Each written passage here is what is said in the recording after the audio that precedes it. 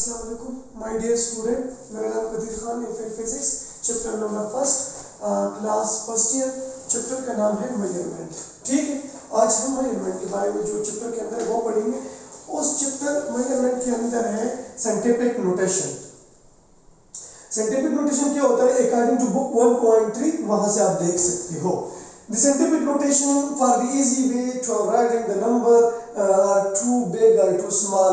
मतलब ये है कि अगर हमारे पास बहुत पहले तस्वीर किया जाता था कि हमारे पास नंबर बहुत बड़े होते थे और बहुत लार्ज होते थे, उसको हम काउंट नहीं कर सकते थे। और कभी कभार यूं भी हो सकता था कि फॉर एग्जांपल अगर आप डायमीटर, एक एटम की डायमीटर फाइंड कर सकते हो तो बहुत छोटा है, 0.00000। ये लार्ज अमाउंट, बहुत स्मॉल नंबर है। अगर हम mass of the earth find करें तो ये भी बहुत बड़ा लार्ज नंबर है। इसको हम कैसे फाइंड कर सकते हैं? तो उसके लिए हमने एक रास्ता इख्तियार किया। वो रास्ता जो था वो साइंटिफिक नोटेशन। साइंटिफिक नोटेशन किस चीज को कहते हैं कि बड़े बड़े नंबरों को या छोटे छोटे नंबरों को हम क्या करते हैं, बहुत आसान तरीके से जब लिख सकते हैं तो उसको हम क्या कहते हैं, साइंटिफिक नोटेशन कह सकते हैं। उसके अंदर हमारे पास जो नोट्स करने की बात है, जहाँ पे हम उसको नोट करना चाहिए, रिमेंबर भी करना चाहिए, याद करना चाहिए, वो ये कि scientific notation is a big number. It is the product. हमारे पास या बिग नंबर है या हमारे पास स्मॉल नंबर है, ये की बात है। अब the product of number of the greater than 1, या तो ग्रेटर देन 1 हो या इन द लेस देन 10 हो, तो उसको हम ये एक्सक्यूज भी आ सकते हैं, उसको हम क्या कहते हैं, मिंतीसा। क्लियर? अगेन रिपीट करता हूँ, यहाँ पे the scientific notation is a big number, a small number is the product of the number of greater than 1। या तो 1 से ग्रेटर होना चाहिए या लेस देन 10 से होना चाहिए, तो उसको हम तीसरा कहते हैं and the power of exponent. Formula क्या होगा? n इज अ नंबर होगा, एनी नंबर हो सकता है, और m जो है m is equal to m तीसरा है और ये 10 की पावर एक्सपोनेंट है। ठीक है, अब एग्जांपल दे रहा हूँ, इसके एग्जांपल भी होना चाहिए ताकि हमें अच्छी तरह समझ आ जाए। बुक में ऑलरेडी एग्जांपल भी मौजूद है कि some one retain in the human body contains, क्या होता है, अप्रोक्सीमेटली इसमें अंदर ही एटम्स होते हैं। फॉर एग्जांपल इतना एटमो से एक ह्यूमन की बॉडी जो है वो बना होता है। इसका मतलब ये है एक एग्जांपल का। अब अगर आप देखिए 70,000,000 ये लार्ज नंबर है, टाइम भी ज्यादा लेता है और आपको पता ही नहीं होता कि मैं ये ठीक लिख रहा हूँ, कभी कभार इंसान इसमें गलत भी हो सकता है। इसके बाद हमें इसको स्टैंडर्ड फॉर्म में लिखना है, छोटी फॉर्म में लिखना है कि विद इन 2 वर्ड में उसको खत्म करते हैं। ये जो 2 वर्ड में हम खत्म करते हैं बड़े बड़े क्वेश्चन को, या स्मॉल नंबर को या लार्ज नंबर को, ये किसकी बदौलत? ये हम साइंटिफिक नोटेशन की वजह से करते रहते हैं। साइंटिफिक नोटेशन मैंने आपको बताया कि ये बड़े लार्ज नंबर या छोटे नंबरों को छोटे कर देते हैं, बहुत कम टाइम में आप उसको सॉल्व कर सकते हो। और इसके बाद इसकी आंसर क्या है कि the number of atom in the human body. Human body में अगर आप देखिए जो एटम होते हैं अप्रोक्सीमेटली तकरीबन वो 7 क्रॉस 10 की पावर 27 होते हैं। और नोट करने की बात ये है, इसके अंदर रिमेंबर यही चीज करना है कि जब आपसे पूछा जाएगा एग्जाम में कि ये जो आपको नजर आते हैं 7 को हम क्या कहते हैं, मिंतीसा कहते हैं। इसको हम मिंतीसा का नाम दे देंगे। क्लियर? उसके बाद 10 की पावर 26 है। 26 में हम क्या करना है, ये एक्सपोनेंट है, जो मैंने 10 की पावर इन्हीं नंबर भी हो सकता है, और ये वही हो गया। उसके बाद एडवांटेज क्या है?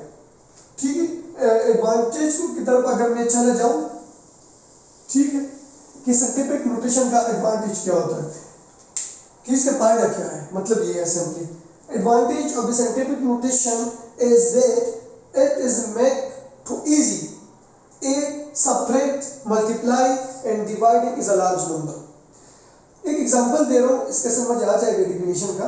फॉर एग्जांपल आपके पास कोई एक वैल्यू है, मैंने लिया हुआ है एग्जांपल अपनी तरफ से लिया हुआ है, बुक में नहीं है, कि ये 3 और ये 3 कैंसिल हो जाएगा।